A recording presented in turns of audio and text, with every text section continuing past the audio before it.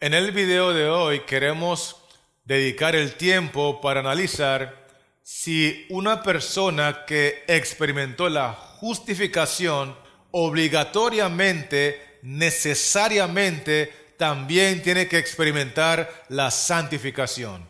Le invito a mantenerse conectado en nuestro programa Dios lo dice y yo lo creo mientras regreso con la respuesta.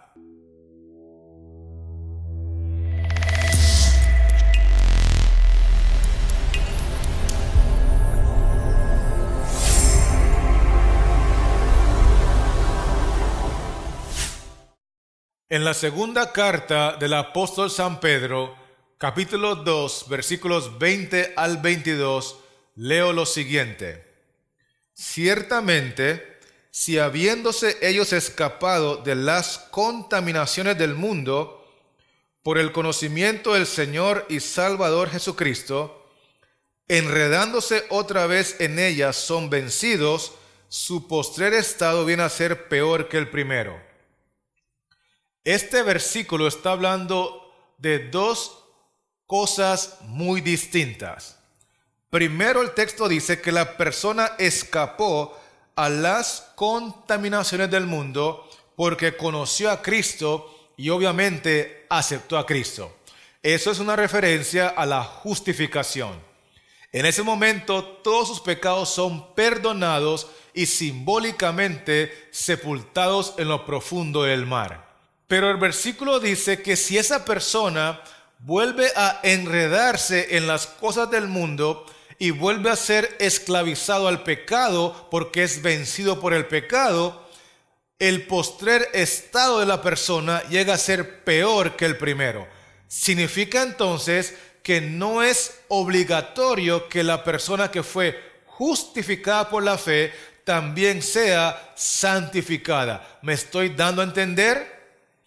Más bien el verso 21 agrega, porque mejor les hubiera sido no haber conocido el camino de la justicia, que después de haberlo conocido, volverse atrás del santo mandamiento que les fue dado.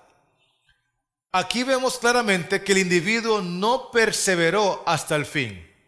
Más bien el individuo regresó al mundo, regresó al pecado, y obviamente abortó el proceso de la salvación. Recordemos que la salvación es un proceso que debe iniciar con fe y debe culminar con fe.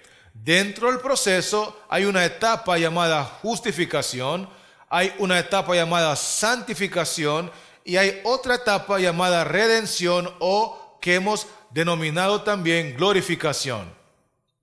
Cuando el individuo escapa del mundo porque conoció a Cristo y se bautizó con fe, en ese momento fue justificado por su fe.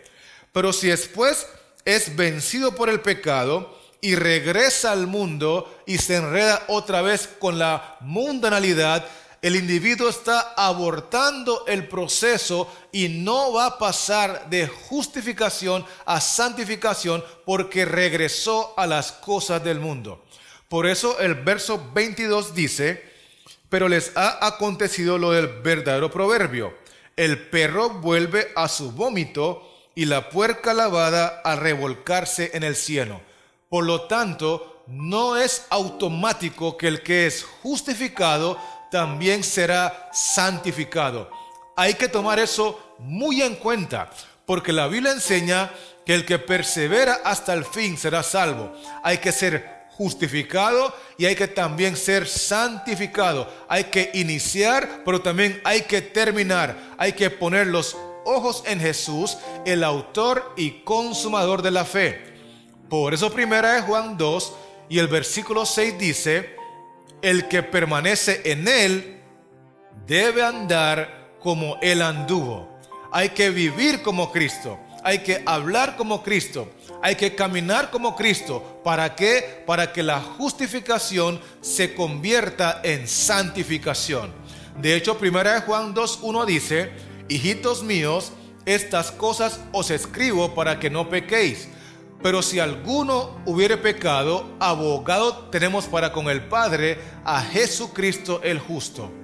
Lo que Dios espera de la persona cuando es justificada por la fe es que la norma de su vida sea vivir una vida en victoria, para que no pequéis. Pero si alguno hubiere pecado, si circunstancialmente peca, si accidentalmente peca, si se da la excepción de la regla, que es la victoria, y peca, entonces abogado tenemos para con el Padre a Jesucristo el justo, porque el justo cae 7 veces y por el poder de Cristo vuelve a levantarse.